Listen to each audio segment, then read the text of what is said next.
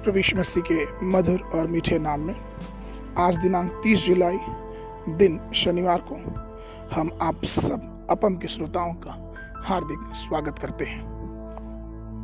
आज के दिन के लिए जो वचन है वो लिया गया है लूका रचित सुसमाचार उसका 21 अध्याय उसका 36 पद। वचन इस प्रकार से कहता है, इसलिए जागते रहो और हर एक समय प्रार्थना करते रहो कि तुम इन सब आने वाली घटनाओं से बचने और मनुष्य के पुत्र के सामने खड़े होने के योग्य बने रहो। योग्य का अर्थ है वह व्यक्ति जो लायक हो किसी विशिष्ट नौकरी के लिए आवेदन करने या चुनाव में अपना वोट डालने के लिए हमें एक मापदंड से होकर गुजरना पड़ता है। डॉक्टर या इंजीनियर के रूप में अपने पढ़ाई को पूरी करने के लिए एक विशेष प्रकार की योग्यता हमारे पास होनी चाहिए।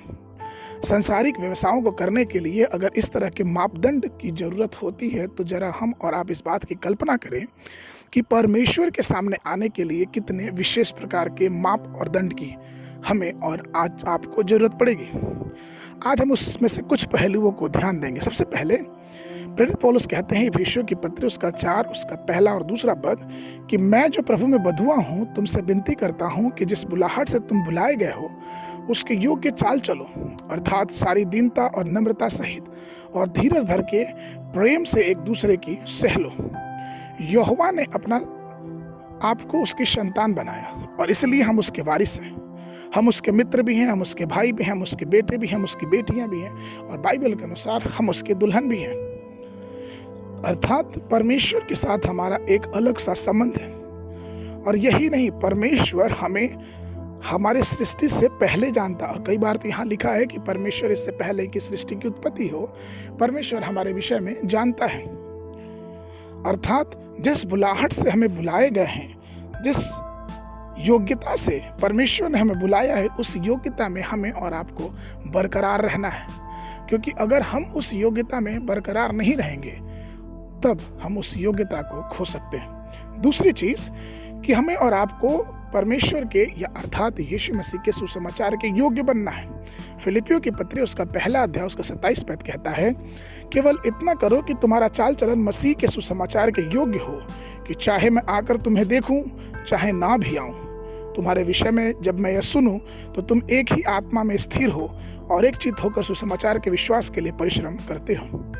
यह सुसमाचार शब्द प्रभु में प्रियो कोई साधारण शब्द नहीं है या फिर यह किसी बहुत ही साधारण बात को प्रदर्शित नहीं करता, लेकिन यह सुसमाचार प्रभु यीशु मसीह के कष्ट, उसकी मृत्यु, उसका दफनाए जाना और विजयी होकर फिर से पुनरुत्थित हो जाना को दर्शाता है।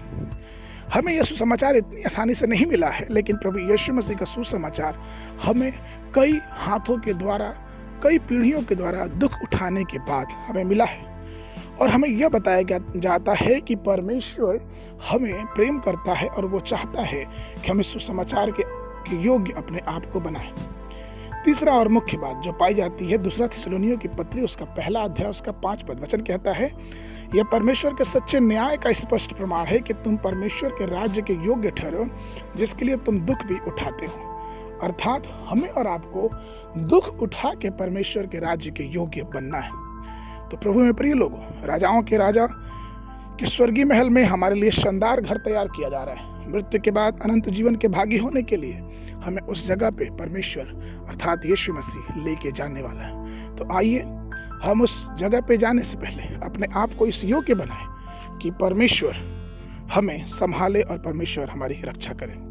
आज के मन के लिए जो पद है वो लिया गया है प्रकाशित वाक्य पुस्तक उसका 3 अध्याय उसका 4 पद। वचन कहता है, पर हाँ सरदिस में तेरे यहाँ कुछ ऐसे लोग हैं जिन्होंने अपने अपने वस्त्र अशुद्ध नहीं किए, वे श्वेत वस्त्र पहने हुए मेरे साथ घूमेंगे क्योंकि वे इस योग्य हैं। बाइबल अध्ययन के लिए सुबह के समय भजन संहिता की पुस्तक उसका 51, 52 और 53 अध्याय, संध्या के समय रोमियो की पत्री उसका 2 अध्याय।